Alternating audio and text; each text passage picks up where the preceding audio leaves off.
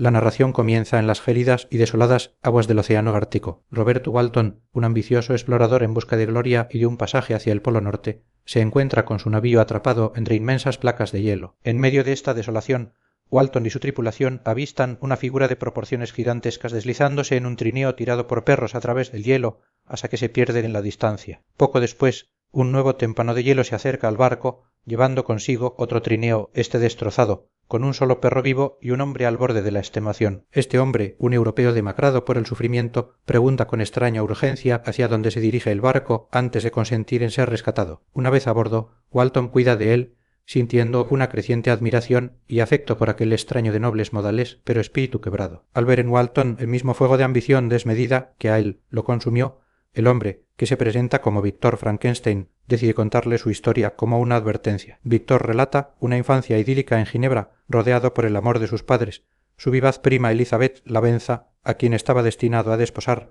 y su inseparable amigo Henry Clerval. Desde joven, Víctor desarrolló una fascinación por las ciencias, aunque sus primeras lecturas se centraron en los textos olvidados de alquimistas como Cornelio Agripa y Paracelso. Una violenta tormenta eléctrica que destruyó un roble despertó en él un interés por el poder de la electricidad y las fuerzas de la naturaleza. La muerte de su madre, por escarlatina, contraída mientras cuidaba de Elizabeth, marca el primer gran dolor de su vida y precede su partida a la Universidad de Ingolstadt. Allí, bajo la tutela del profesor Waldman, abandona sus anticuadas lecturas y se sumerge con una obsesión febril en la química y la filosofía natural. Su ambición lo consume, llevándola a investigar el misterio último, el principio de la vida. Durante 2 años se aísla de su familia y amigos, trabajando incansablemente en su laboratorio secreto, frecuentando depósitos de cadáveres y salas de disección, reúne los materiales para construir un ser humano de proporciones gigantescas. En una lúgubre noche de noviembre finalmente logra su objetivo y infunde vida a su creación, pero el resultado no es la hermosa criatura que había soñado,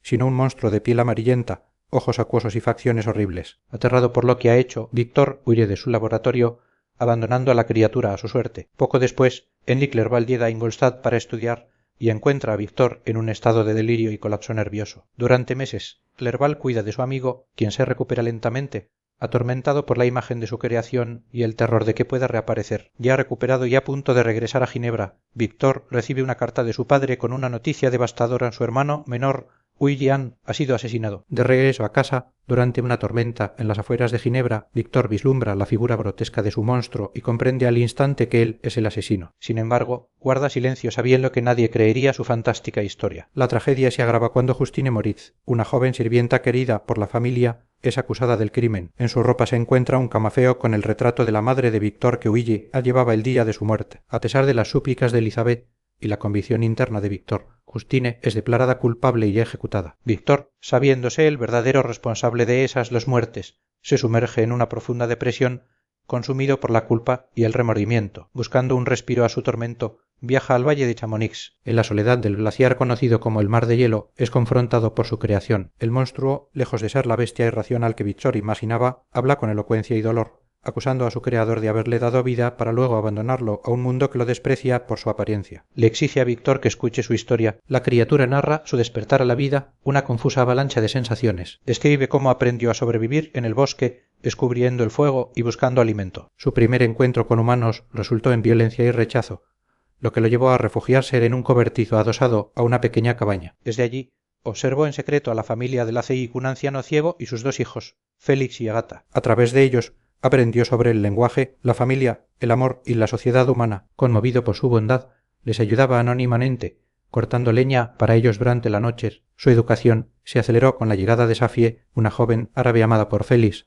a quien éste enseñaba a leer y escribir. El monstruo aprendió junto a ella, leyendo libros como El paraíso perdido, Las vidas de Plutarco y Las penas del joven Werther. Estas lecturas despertaron en él complejas emociones y la dolorosa conciencia de su propia soledad y deformidad. Encontró también el diario de Víctor en un bolsillo de la ropa que tomó del laboratorio, y al leerlo comprendió con horror las circunstancias de su creación y el desprecio que su creador sentía por él. Impulsado por un desesperado anhelo de compañía, decide revelarse a la familia. Se presenta primero ante el anciano ciego, quien, al no poder ver su apariencia, lo trata con amabilidad. Pero cuando Félix, Agata y Safie reaccionan con terror. Félix lo ataca brutalmente, expulsándolo de la cabaña. Con el corazón roto y lleno de odio por el rechazo de quienes amaba, el monstruo quema la cabaña y jura vengarse de toda la humanidad, pero especialmente de su creador. Viaja a Ginebra, donde se encuentra por casualidad con el pequeño William. Al descubrir que es un Frankenstein, lo asesina en un arrebato de furia. Luego encuentra a Justine dormida en un granero y en un acto de malicia coloca en su vestido el camafeo,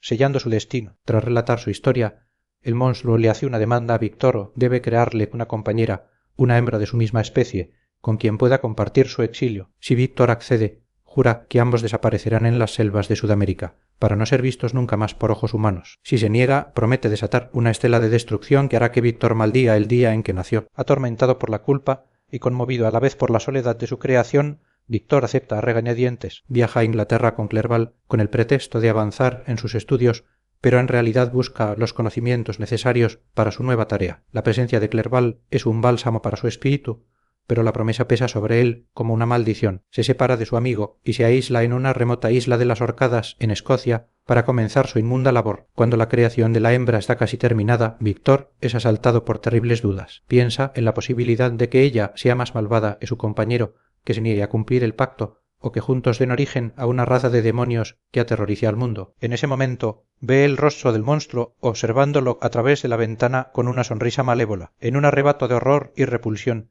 Víctor destroza la criatura a medio formar. El monstruo, al ver sus esperanzas destruidas, lanza un aullido de furia y desaparece, no sin antes proferir una escalofriante amenaza: al estaré contigo en tu noche de bodas. Víctor se deshace de los restos de la criatura arrojándolos al mar. Una tormenta lo arrastra en su bote hasta la costa de Irlanda, donde es inmediatamente arrestado bajo la acusación de asesinato. Han encontrado el cuerpo de un hombre estrangulado en la playa. Para su horror, Víctor descubre que la víctima es su amigo Henry Clerval. El shock le provoca otra grave enfermedad y pasa meses en prisión, delirando. Su padre llega desde Ginebra para ayudarlo. Finalmente, es absuelto cuando se demuestra que estaba en las Orcadas en el momento del crimen, pero queda como un hombre destrozado. De vuelta en Ginebra, intenta reconstruir su vida. Elizabeth, preocupada por su perpetua tristeza, le escribe una carta ofreciéndole liberarlo de su compromiso si ama a otra. Víctor, anhelando la única felicidad que le queda, le asegura que su único deseo es casarse con ella. Interpreta la amenaza del monstruo como una sentencia de muerte para sí mismo y decide no posponer más la boda, preparándose para un enfrentamiento final en su noche nupcial. Tras la boda,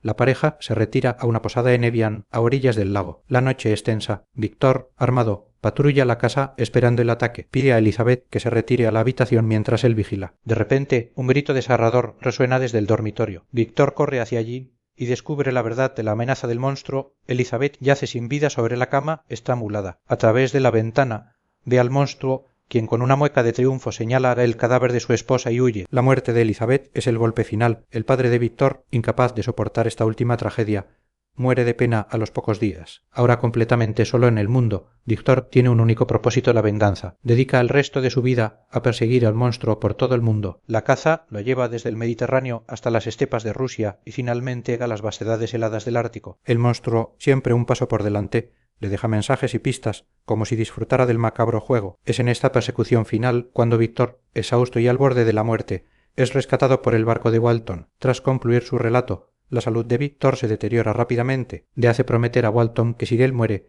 continuará la persecución y destruirá al monstruo. Poco después, Víctor Frankenstein muere. Unos días más tarde, Walton escucha ruidos en el camarote donde yace el cuerpo de Víctor. Al entrar, se encuentra con una escena sobrecogedora. El monstruo está inclinado sobre el cuerpo de su creador, expresando un torbellino de dolor y remordimiento. Le confiesa a Walton sus crímenes y la profunda miseria que lo ha impulsado, explicando que la muerte de Víctor no le ha traído paz, sino la culminación de su propia desdicha. Con su creador muerto, su propósito ha terminado. Anuncia su intención de viajar al punto más septentrional del globo para construir una pira funeraria y poner fin a su miserable existencia en el fuego. Con estas palabras, salta por la ventana del barco a un témpano de hielo y es arrastrado por las olas, perdiéndose para siempre en la oscuridad y la distancia.